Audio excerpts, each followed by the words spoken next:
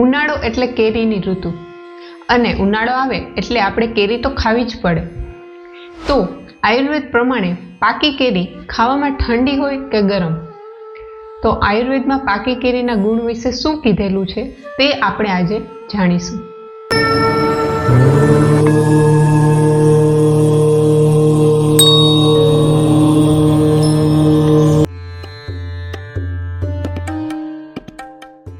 તો પાકી કેરીને મીઠી, આપણું બળ વધારનાર, પચવામાં ભારે એટલે કે પચવામાં વાર લગાડનાર, વાયુને ઓછો કરનાર, હૃદય માટે સારું, આપણી સ્કિનના કલરને પણ સારું કરનાર, સ્વભાવમાં ઠંડી, પિત્તને નહિવત વધારનાર અને કફને વધારનાર હોય છે.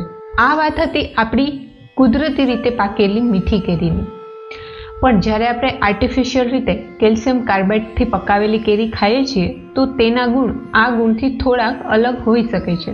ત્યાર પછી છે પાકી કેરીને ખાવામાં કઈ કઈ બાબતોનું ધ્યાન રાખવું જોઈએ. તો આયુર્વેદમાં કીધેલું છે કે પાકી કેરીને ઘોરીને ખાવાથી તે સૌથી જલ્દીથી અને સરળતાથી પચી જાય છે.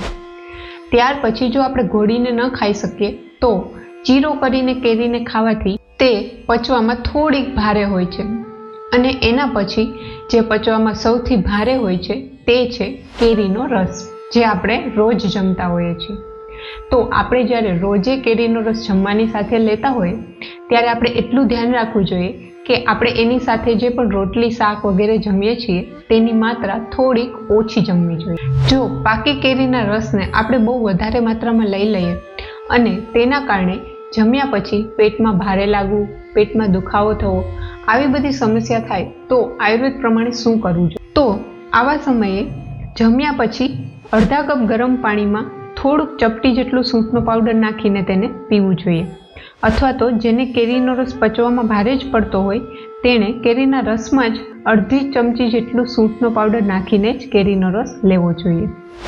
અથવા તો સેંધવ નમક અને જીરાના પાવડરને મિક્સ કરીને ગરમ પાણી સાથે લઈ શકાય.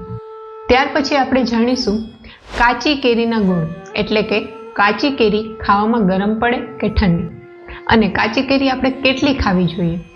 તો આયુર્વેદમાં કાચી કેરીને ખાટી હોવાથી વાત અને પિત્તને વધારનાર, લોહીને બગાડનાર, કબજિયાત કરનાર, અગ્નિ અને ભૂખ બંનેને ઓછી કરનાર, આંખ માટે પણ નુકસાનદાયક, અને બહુ વધારે માત્રામાં જો તમે કાચી કેરી ખાઈ લો તો તેનાથી વિષમજ્વર કે તાવ પણ આવી શકે છે.